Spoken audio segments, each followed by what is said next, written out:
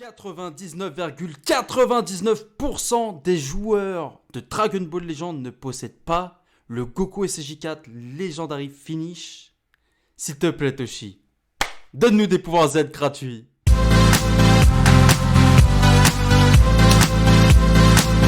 99,99% des joueurs ne possèdent pas ce foutu Goku SJ4 Legend Limited que tu vois là. Tu trouves ça normal ? S'il te plaît, Toshi, ramène un peu de pouvoir Z, s'il te plaît. En tout cas, si tu es nouveau sur la chaîne, je suis Wanka, un joueur de Dragon Ball Legends, mais surtout un passionné de la licence Dragon Ball. Ici, tu verras principalement du contenu sur le jeu, mais aussi, je t'aiderai à te développer sur le jeu et même dans la vie réelle. Donc aujourd'hui, on va parler de l'actualité du jeu de Dragon Ball Legends, et je suis sûr que tu es au courant qu'on a l'apparition d'un petit Zenkai qui a pop ce matin sur le Twitter officiel de Dragon Ball Legends. Belle surprise, mais le problème, c'est que, encore une fois, c'est encore un personnage qu'on n'a pas. Bah ouais, attends, il n'est jamais revenu sur un portail normal. Il n'est jamais revenu. Je sais pas c'est quoi leur stratégie commerciale, mais je pense que c'est tout simplement pour pousser à la consommation. Parce qu'en fait, quand il est revenu, c'était uniquement sur des portails annexes. Tu sais, les portails où on te dit non, n'invoque pas. Et bien sûr, n'invoque pas sur les portails où il y a 15 000 LF, ou alors c'est des portails attrape-pigeons. C'est des portails attrape-pigeons. Est-ce que tu trouves ça normal qu'on ait que des portails attrape-pigeons? On te met ça alors qu'il y a encore le personnage principal qui est là, que tu n'as toujours pas chopé, mais on te propose, hein, si tu as envie d'aller choper un petit coucou CJ4 comme ça. Tu sais, je le mets là, t'as rien vu, c'est pour moi. Et hop, je le mets juste là, t'as rien vu. Non, mais t'as vu, c'est un truc de malade. Depuis qu'il est sorti, le personnage, ça fait plus d'un an et demi. Il n'est jamais revenu sur un portail avec des nouveaux personnages. C'est inadmissible. Franchement, c'est répugnant. Les développeurs, Toshi, je ne sais qui ou je ne sais quoi, faites-nous la même chose que ce que vous avez fait avec Super Végéto Legend Limited l'année dernière. Bon, la seule différence, c'est que c'était au Legend Festival, le Super Végéto. Donc d'ailleurs, je pense possiblement qu'on risque d'avoir un deuxième Zenkai LF pour cette fin d'année. Cochez ta pouce, s'il te plaît, viens ici. Bien sûr. Raboule, allez, fais-nous plaisir là. Il faut nous mettre bien un petit peu là.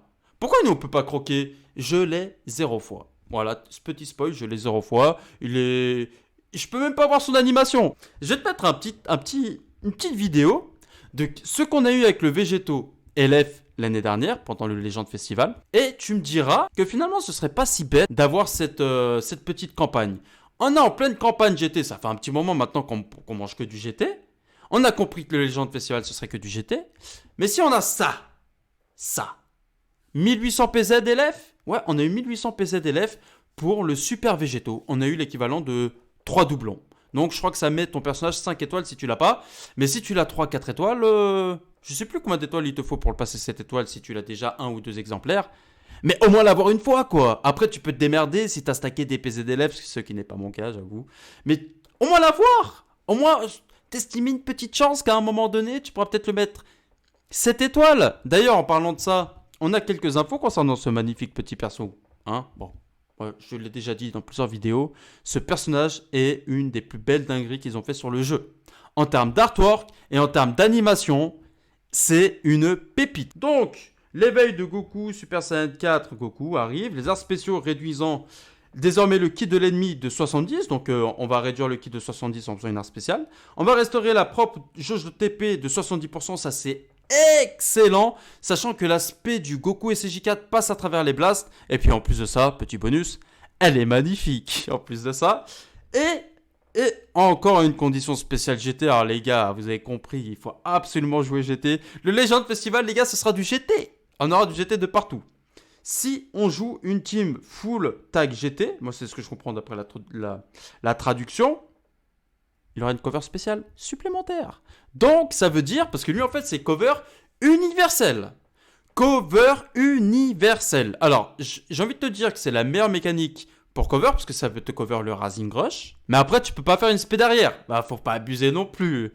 Mais avoir 2 covers safe 2 fois. Comme le Gohan Ultime, finalement, c'est pas inconnu au bataillon, cette mécanique-là. Ils sont 2-3 à le faire. Mais là, on parle d'un personnage LF qui va avoir son Zenkai et qui a déjà un équipement unique. Et d'ailleurs, tant qu'à faire, on va aller regarder un petit peu qu'est-ce qu'il a actuellement dans son kit. Bah non, je l'ai pas, forcément, il n'y a pas d'animation, il est tout nu, voilà, qu'est-ce que je te dise. Je veux des PZ d'élèves demain.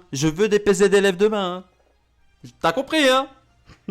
Donc qu'est-ce qu'il fait? Déjà les physiques, au niveau des statistiques, déjà il rajoute 2 cartes d'art spécifiques pour le deck, ça c'est cool, hein, des dégâts infligés sur l'attaque d'énergie et l'attaque physique, ça fait plaisir, c'est du plus. Les stats à 14 étoiles, ça donne quoi? Ouais, c'est petit, hein. C'est petit. Bon, bah, il mérite son Zenkai, ça c'est clair. Donc déjà, l'attaque spéciale, hein, qui va avoir un petit bonus supplémentaire, il va récupérer sa TP puis enlever 70 de ki à l'adversaire. Donc ça, c'est hyper intéressant, c'est hyper intéressant, même j'ai envie de dire.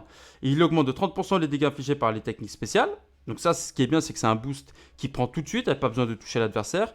Et soigne les altérations d'état et malus de stats. Bon, ça, c'est bien, mais c'est utile de temps en temps. La carte verte augmente de 20% les dégâts infligés pendant 15 secondes. Inflige à l'adversaire un malus de stats en rallongeant de 5 secondes sa durée de mise en attente pendant 10 secondes. C'est pas mal. Et lorsque ça touche l'adversaire, force ce dernier à changer de personnage. Donc, pouf, on rallonge la durée de mise en attente des ennemis. C'est pas mal.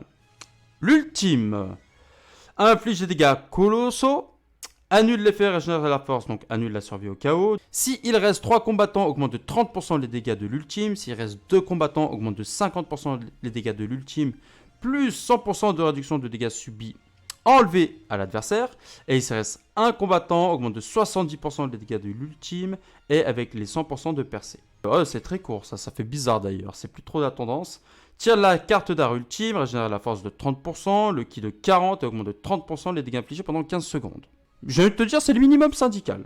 La Cap Z, 37% de défense d'attaque physique pour les classes GT, famille de Goku, et 18% d'attaque pour les GT et Saiyan. Selon les personnages, au début du combat, 70% de dégâts infligés.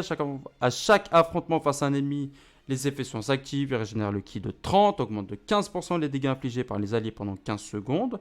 Lorsque vous êtes sur le terrain et que vous repliez, les effets sont actifs à chaque fois qu'un adversaire utilise une carte d'art physique, d'énergie ou spéciale.